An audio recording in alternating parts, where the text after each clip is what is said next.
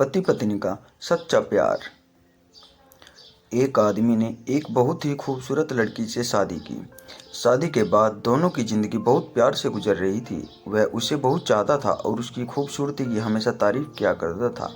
लेकिन कुछ महीनों के बाद लड़की चर्म रोग से ग्रसित हो गई और धीरे धीरे उसकी खूबसूरती जाने लगी।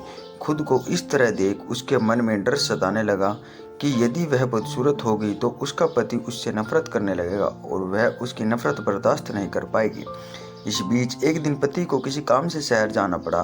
काम खत्म कर जब वह घर वापस लौट रहा था उसका एक्सीडेंट हो गया। एक्सीडेंट में उसने अपनी दोनों आंखें खो दी। लेकिन इसके बावजूद भी उन दोनों की जिंदगी सामान्य तरीके से आगे बढ़ती रही। समय गुजरता रहा और अपनी चर्म रोग के कारण लड़की ने अपनी खूबसूरती पूरी तरह गंवा दी। वह बदसूरत हो गई, लेकिन अंधे पति को इस बारे में कुछ भी पता नहीं था, इसलिए उनका खुशहाल विवाहित जीवन पर कोई प्रभाव नहीं पड़ा। वह उसे उसी तरह प्यार करता रहा। एक दिन उस लड़की की मौत हो गई। पति अब अकेला हो गया था। वह बहुत दुखी था। वह उस शहर को छोड़कर जाना चाहता था। उसने अंतिम संस्कार की सारी क्रियाविधि पूर्ण की और शहर छोड़कर जाने लगा। तभी एक आदमी ने पीछे से उसे पुकारा और पास आकर कहा, अब तुम बिना सहारे के अकेले कैसे चल पाओगे?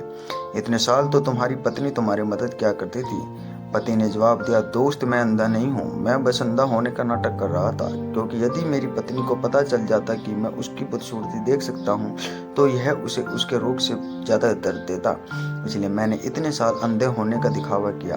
वह बहुत अच्छी पत्नी थी, मैं बस उसे खुश रखना चाहता था। सीख, खुश रहने के लिए हमें भी एक दूसरे की कमियों के प्रति आंखें बंद कर देनी चाहिए और उन कमियों को नज़रअंदाज कर देना चाहिए।